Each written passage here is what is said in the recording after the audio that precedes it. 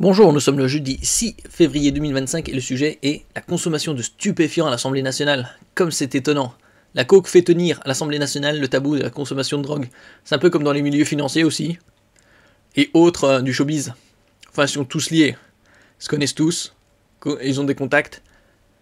Entre-temps, trafic de drogue, 53,5 tonnes de cocaïne saisies en 2024. Plus du double par rapport à 2023. Donc c'est 130%, rien que ça.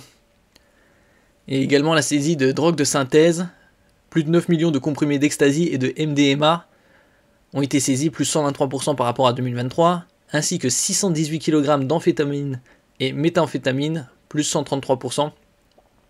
Mais les chiffres sont en baisse pour le cannabis, 101 tonnes saisies, moins 19%, 1 tonne d'héroïne a aussi été saisie en 2024.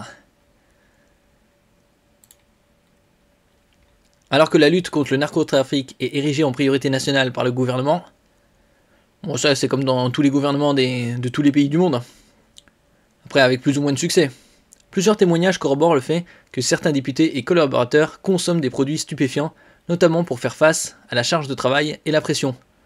Bon, la charge de travail, ils sont pour certains présents une fois sur deux, et encore, on voit pas mal de trous dans l'Assemblée nationale. Sur 777 députés, c'est rare qu'ils soient tous présents. Et notamment la charge et la pression. Oui, après il y a la pression médiatique.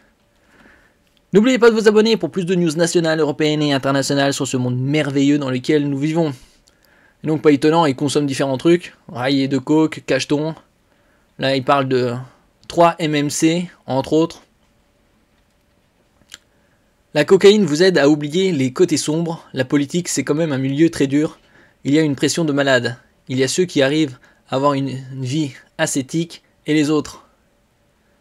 Après, il y en a qui fument, d'autres qui boivent. Ils ont d'autres addictions où ils arrivent à cacher.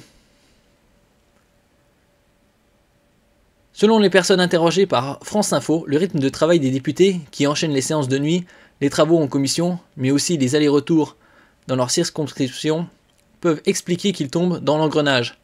Les corps sont tellement sollicités, quand je suis devenu député, c'était encore plus physique que je ne le pensais, confie le député socialiste Arthur Delaporte, qui assure ne consommer aucun produit stupéfiant, ni même du tabac.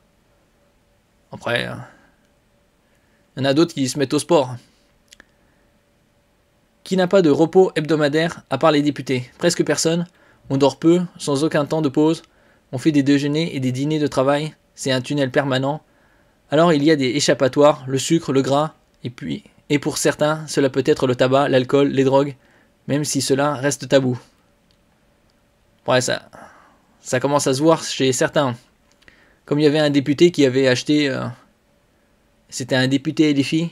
Il avait acheté de la drogue dans un métro. Donc il s'est fait choper. C'était pas très malin.